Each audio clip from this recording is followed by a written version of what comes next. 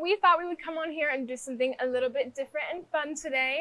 So we noticed that some of our dieffenbachias had a fungal infection, and we thought it was the perfect opportunity to come on here and show you guys how to treat and identify and prevent fungal infections on your houseplants at home.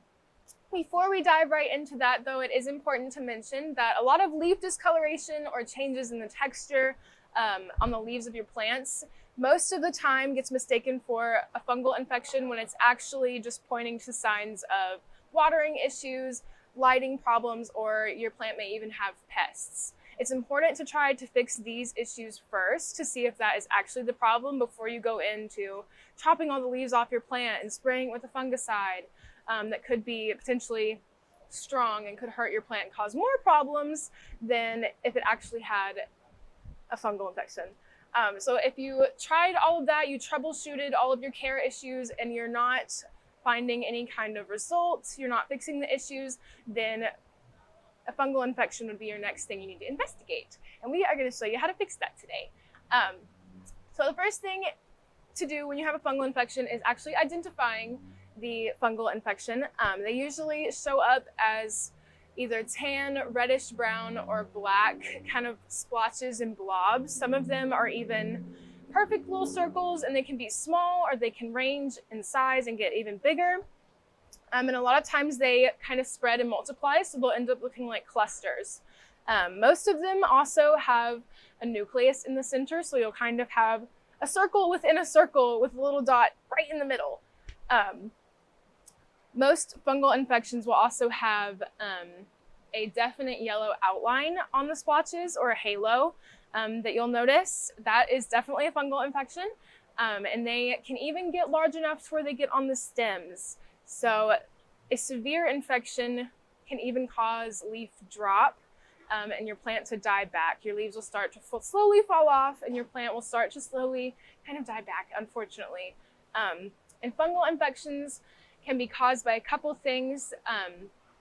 A fungi usually enters through a wound in the plant, or even through natural openings, including openings in leaves, flowers, or stems on the plant. And they can be transferred from plant to plant through wind, water, contaminated soil, and even insects. And your plant can become more susceptible to getting infected by a fungus whenever it's in a really warm environment, warm and overly wet. So if you have an overwatering issue, you're more likely to come down with a fungal infection as well. To treat a fungal infection, you cannot actually treat the contaminated leaves, so leaves that have actual brown spots on them. Those cannot be treated. Those brown spots are not going to go away. You have to cut the entire leaf off. So make sure you use pruners that have been disinfected. I just used some rubbing alcohol and kind of cleaned these off.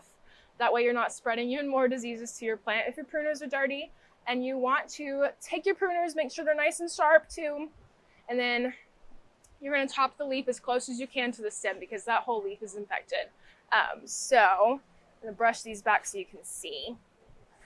Get your leaves all good, as close to the base as you can, and then give it a little snip. And then throw that away. Don't let it touch any of your other plants, because it will spread. And then make sure you do that as soon as you notice the fungal infection as well, because like I said, it will keep spreading, especially if your plants are closer together. The remainder of the plant, once you cut off all of the infected areas, can be treated with a copper fungicide like we have here. This is the Captain Jack's Bonide brand copper fungicide. There's sprays, there's also dusts, but I would recommend the sprays just so you can get in between all of the crevices and all of the leaves and everything. And you would just take it, and I'm gonna do just a little bit, but I'll treat these later. You just wanna spray the entire plant, stems, soil, everything, to prevent any kind of further, in case there's any more fungus that could infect your plant left on the plant that you may have missed. And then the most effective way to treat for the most effective way to treat for fungal infections is prevention. Because you can't treat, like I said, the already infected leaves. You have to cut them off. So you want to prevent it as best as you can. And some ways to do that are to increase the air circulation around your plants.